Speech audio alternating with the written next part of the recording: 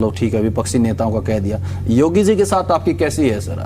नहीं, योगी जी तो हमारे नेता हैं। नहीं, आपने एक बयान में कहा था कि योग अधिकारियों ने योगी जी को पता नहीं क्या टोना टोटका करवा दिया। नहीं, देखिए, जो अधिकारी था उसको हटा दिया गया है जी, उसका एक्सटेंशन नहीं हुआ है जी। और ये बात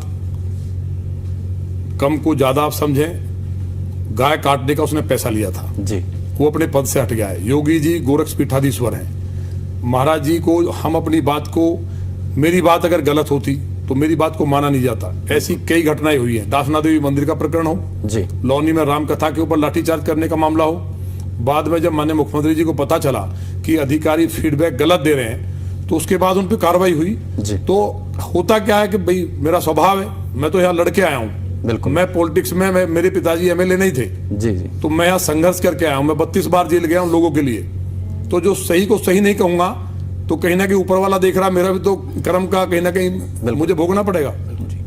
और सर एक और चीज आपको लेकर ये है कि आप बड़े बेबाकी से बोलते हैं, चाहे बात किसी भी परिप्रेक्ष्य में कर ली जाए, तो कभी ऐसा नहीं हुआ कि प्रदेश के शीर्ष नेतृत्व के साथ ऐसी कोई बात हुई हो कि आप इतनी बेबाकी के साथ बोलते हैं क्योंकि अब चुनाव नजदीक है, थोड़ा सा कंट्रोल कीजिए, ऐसा कुछ अब ऐसा कुछ प्रकरण देखने को मिला? नहीं, ऐसा कोई एक उदाहरण बताओ आप।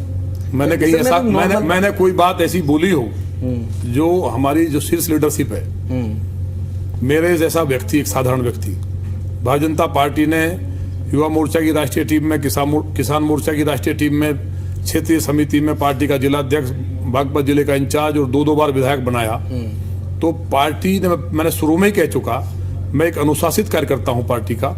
मेरे लिए MP MLA बनना आसान है, लेकिन संगठन में जिला अध्यक्ष बनना बहुत बड़ी बात है। भाजपा में पार्टी ने इतनी जिम्मेवारी दी है। एक बयान मेरा ऐसा बता दो कि बेबाकी का है।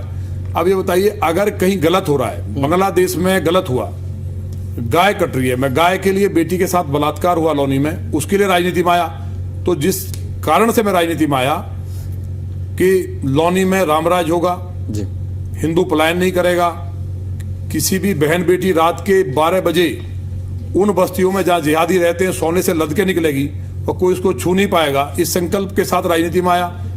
और उसको मेरा नुकसान पॉलिटिकली ना हो जाए, उससे मुंह मोड़ करके और मैं बहुत सॉफ्ट हो जाऊं, उनके लिए काम ना करूं, तो ये तो होगा नहीं। एक और सर मेरा सवाल आपसे ये है कि अभी आपने कहा कि सही को सही कहना ठीक बात है, और जब संभल में हिंसा हुई सर, संभल हिंसा प्रकरण को लेकर जब कार्रवाई की गई ASP अनुज चौधरी, और अभी फिलहाल हाल ही में उन पर FIR के आदेश हुए कि उन पर FIR होगी, और जब ये कार्रवाई हुई थी तो मुख्यमंत्री योगी आदित्यनाथ का एक बयान था कि जो कार्रवाई हुई है वो बिल्कुल ठीक हुई है और सरकार भी पक्षधर थी। अखिलेश यादव ने एक ट्वीट किया है, एक्स पर पोस्ट किया है कि अब जब संभल की कार्रवाई को सही ठहराया गया, लेकिन अब जब ASP अनुज चौधरी पर FIR हुई है तो बीजेपी का कोई नहीं बोल रहा कि गलत हुआ। उस समय कार्रवाई को ठीक बता दिया, लेकिन अब पक्ष में कोई नहीं बोल रहा है। बीजेपी के 2 फॉर्मूले हैं, पहले इस्तेमाल करो फिर बर्बाद करो, और दूसरा फॉर्मूला भाजपा किसी के सगे नहीं, ये आरोप लगाया गया है। देखिए, अखिलेश जी को हम ये मानते थे कि वो पढ़े लिखे नेता हैं, वो प्रदेश का अच्छा सोचेंगे, भला करेंगे। क्या माननीय न्यायालय के खिलाफ कोई टिप्पणी कर सकता है?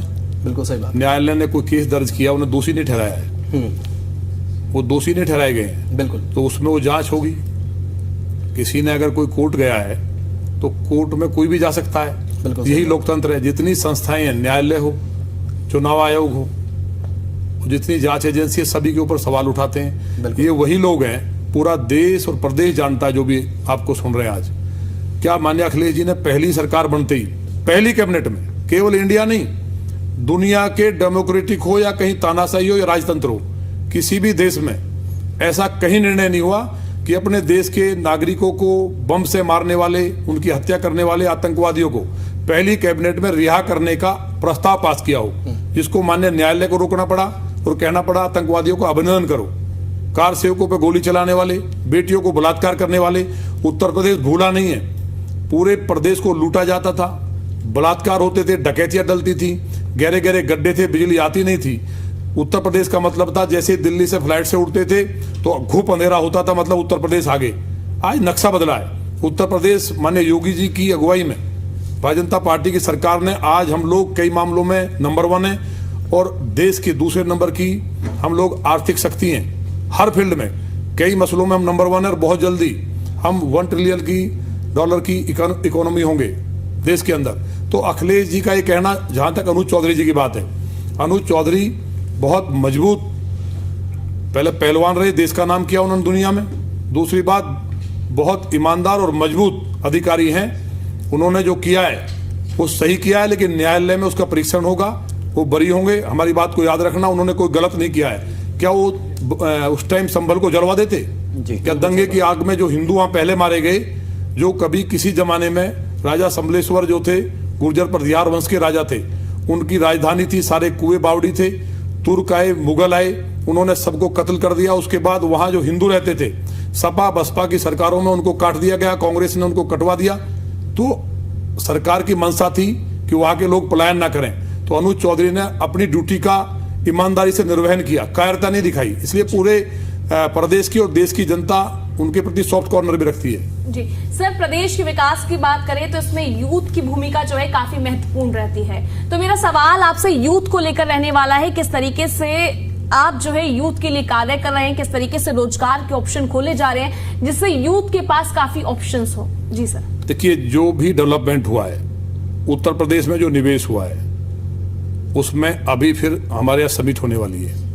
जो इंडस्ट्री आई है, मैंने कहा ना कि मेरे यहाँ लगभग 8 गुनी इंडस्ट्री पहले से ज़्यादा आई है। जहाँ टॉनी का सिटी इंडस्ट्री एरिया है वो नोएडा के साथ डेवलप हुआ, लेकिन वहाँ के अपराध ने, जो सपा की सरकार रही लंबे समय, जो यहाँ अपहरण उद्योग जो चला, उसके कारण लोग पलायन किए। आज दोबारा से उद्योगपति आए हैं। तो यूथ के लिए रोजगार के रास्ते खुले, यूथ के लिए तमाम हमारे यहाँ स्टार्टअप इंडिया से लेकर तमाम स्कीम्स हैं, तो उन पर हम लोग काम कर रहे हैं। खेलो इंडिया के तहत भी हम लोगों ने, अभी स्टेडियम बन रहा है इंटरनेशनल, क्योंकि खेल भी एक बहुत बड़ा रोजगार का साधन है कई जगह। तो उसके लिए यूथ के लिए जितना माननीय योगी जी काम कर रहे हैं, मैं समझता हूँ ऐसा कभी किसी ने चिंतन नहीं किया, सोचा नहीं गया।